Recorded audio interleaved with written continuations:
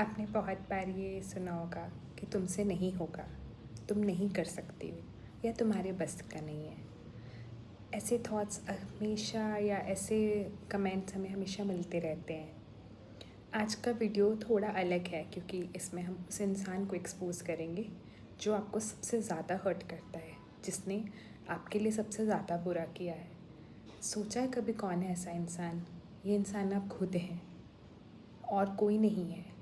कोई दूसरा आपको 10 सेकंड के लिए दुख दे सकता है, लेकिन आप खुद को 10 साल के लिए हर्ट करते हैं। इससे ना मुझे एक छोटी सी कहानी याद आती है। एक लड़की थी सिया, जिसका कंपटीशन में ना सेकंड रैंक आया था। कुछ लोगों ने अप्रिशिएट किया, कुछ लोगों ने इग्नोर कर दिया। बस इतना सा सीन हुआ था। लेकिन उस लड़की ने क्या किया, रात को सोते समय अपने माइंड में एक सीन क्रिएट किया और सोचने लग गई, मुझे तो कुछ आता ही नहीं है, मेरे में तो कोई टैलेंट ही नहीं है, मैं कुछ नहीं कर सकती। और उसने कंपटीशन करना ही छोड़ दिया।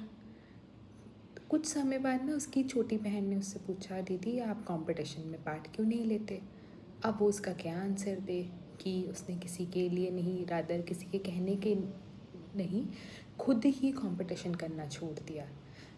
तो इससे हमें ये रियलाइज़ होता है कि हम हमेशा ये सोचते हैं कि हमें करना है, लेकिन फिर माइंड कहता है नहीं, तुम्हारे अंदर तो कोई टैलेंट ही नहीं है।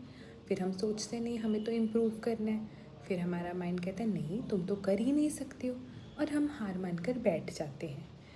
एक ना बुक पढ़ी रिसेंटली मैंने, डार्क हॉर्स, जिसमें उन्होंने समझाया था कि कोई इंसान आपको उतना बड़ा दुख नहीं दे सकता जितना आप खुद को देते हैं। आप खुद हार मान कर बैठ जाते हैं।